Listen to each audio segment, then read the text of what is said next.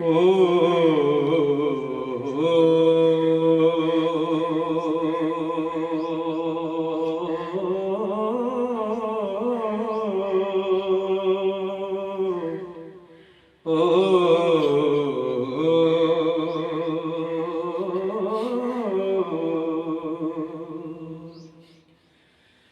अव्वल हम्द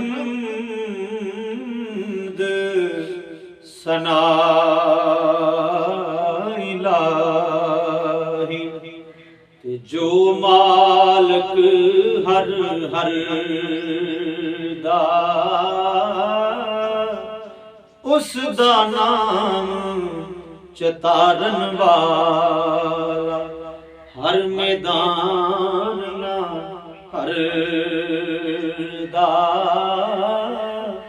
उस दा नाम चतारन वाला हर मैदान ना हर दा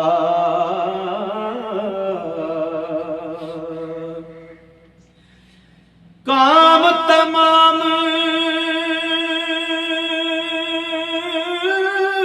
मयसर हो दे नाम उदा चित दरिया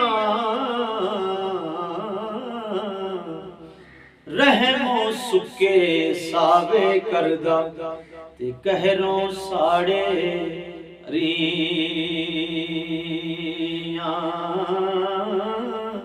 रहमो सुके सावे करदा ते कहरों साड़े हरिया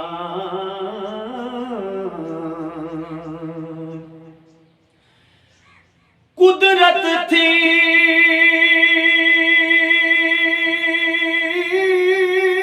जस बाग बनाए जग संसार तमामी रंग बरंगे बूटे लाए ते कुछ खासे कुछ आमी रंग बरंगे बूटे लाए ते कुछ खासे कुछ आमी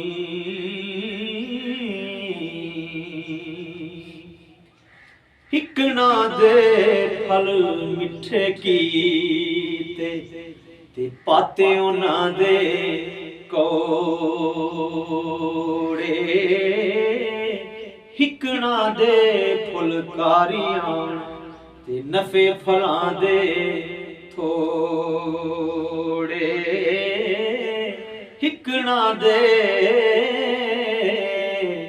फुलकारियां ते नफे फलां दे थोड़े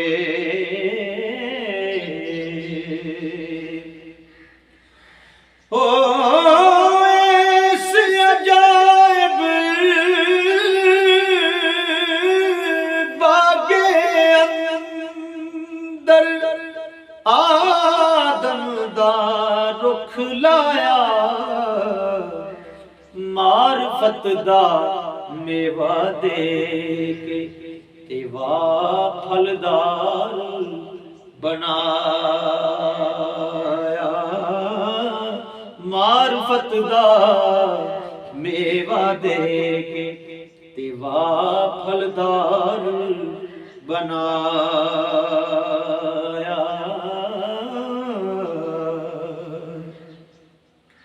ते रहमत दा जद पानी लगा ते तां होया हरे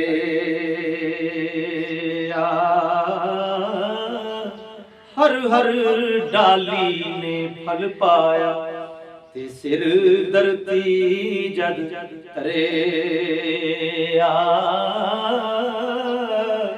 हर हर डाली ने फल पाया ते सिर धरती जद तरे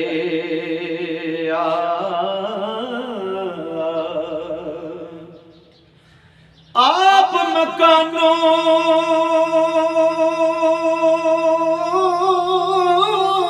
खाली कोई मकान न खाली, हर वेले हर चीज मुहम्मद ते रखदा नित संभाली।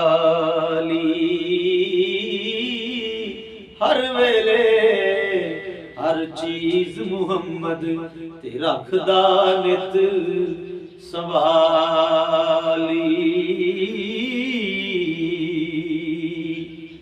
ते जून 1018 उसने दुनिया विच बनाई। सूरत सीरत ते खासियत ते वखो वखरी पाई।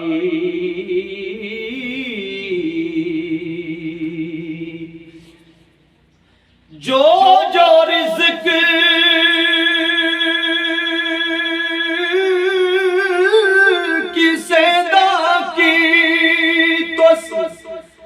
लिखया कदे ना टाले।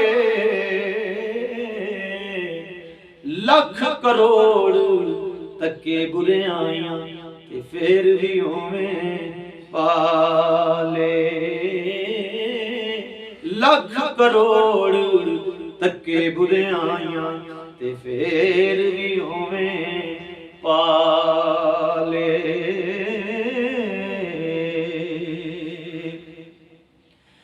हो जेक मच्छर दा पर भजे ते पावें जो जग लगे। हर गज रास न हुंदा मुड़ के ते ज्यों करया अगे। हरगिज़ रास न हुंदा मुड़ के ते ज्यों करया अगे।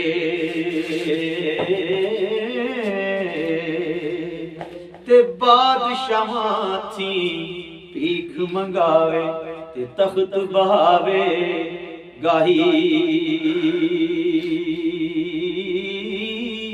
कुछ परवाह नहीं कर उसदे ते दाइम बे परवाही।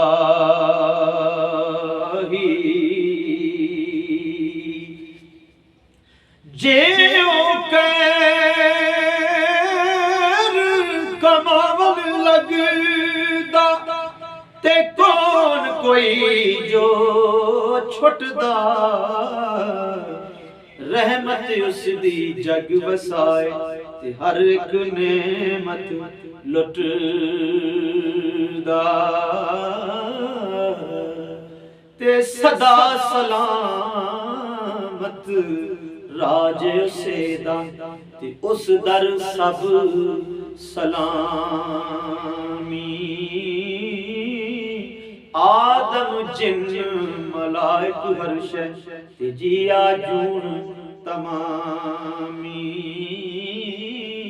आदम जिन्न मलाइक हर शै ते जिया जून तमामी।